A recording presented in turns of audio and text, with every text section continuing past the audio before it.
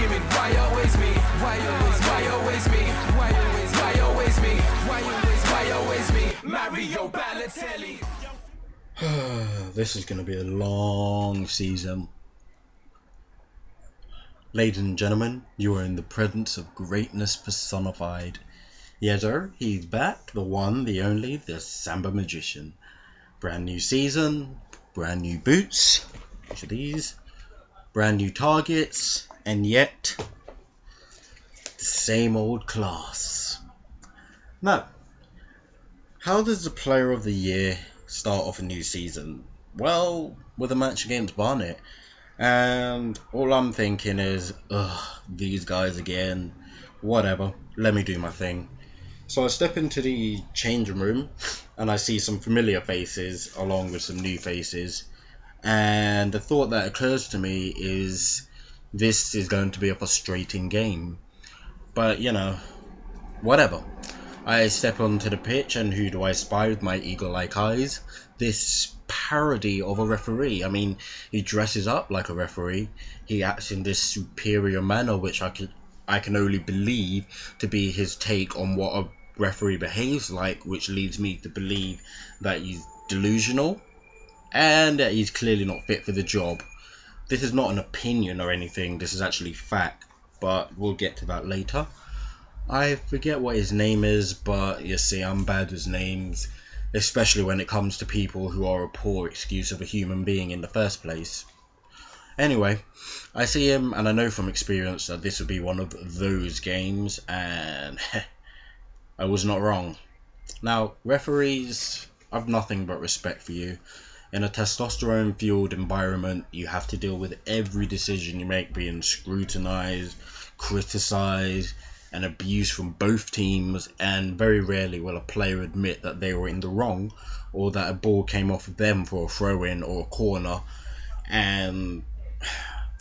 or that a referee made a good decision for whatever. And if you give a penalty, then no matter how clear-cut it might be, oh boy, I fully endorse this whole respect the referee campaign, because let's face it, without a referee you haven't got a game.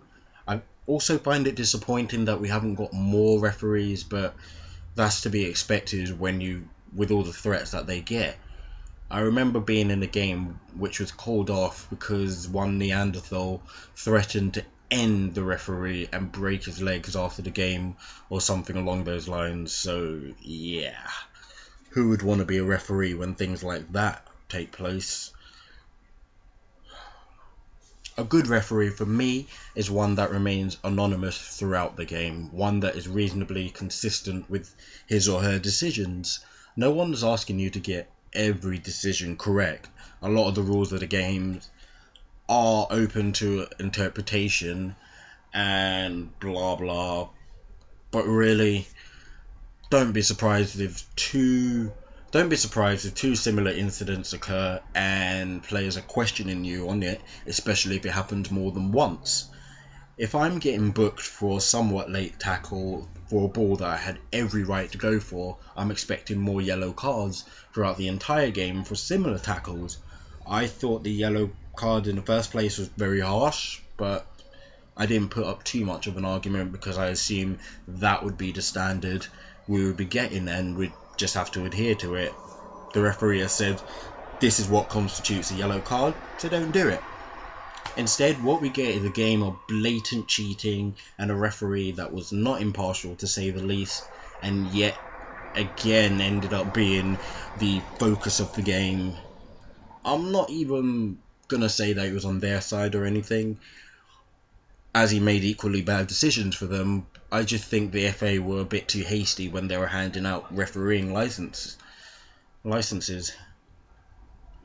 After the game, I decided enough was enough, and I was going to call out this egomaniacal fraud and ask him to explain some of the decisions, the questionable decisions that were made in the game. Feel free to give your own opinion on some of the decisions, but yeah, decisions included but were not limited to. The first decision.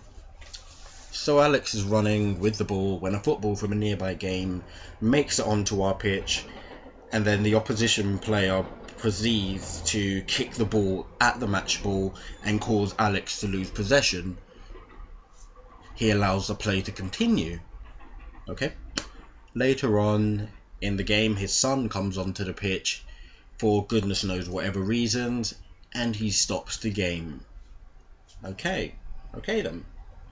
Second decision, the corner comes in and all the players miss it when I pick up the ball and I take a shot.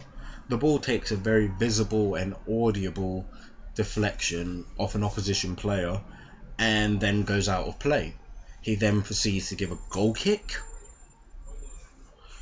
Third decision, a player's poor touch leads to the ball bouncing higher than usual, which he then uses his hands to steer the ball back into play in a Thierry Henry versus the Irish manner, all the while taking place in front of the referee. I've reason to believe he saw it, everyone saw it, but he just decided to let play continue. There is more, but I'm just going to quickly talk about the first decision.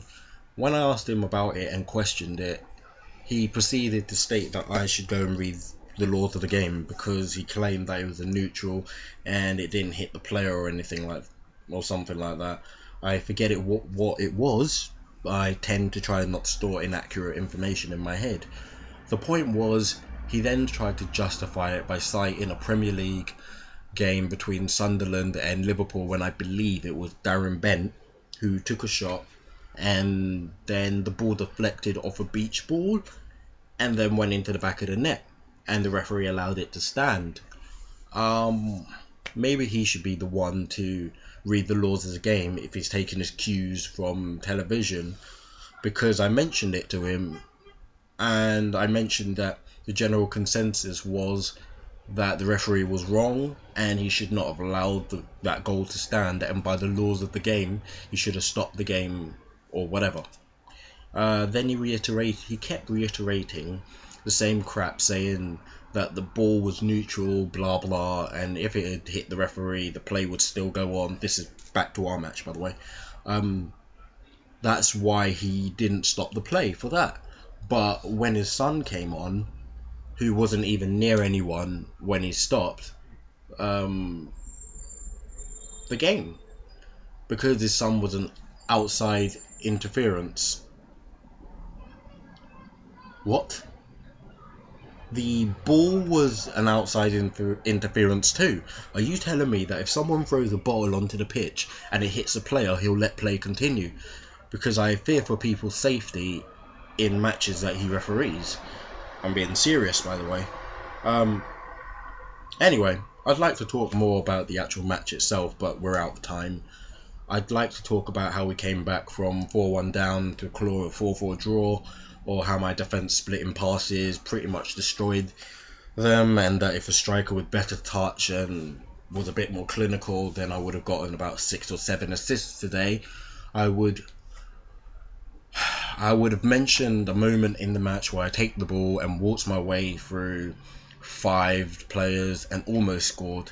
I would explain in great depth about how my perfectly executed volley led the fight back, but to be honest, you already know this is what I do on a regular basis, just as you already know that, ladies and gentlemen, I am the Samba Magician, except no substitutes.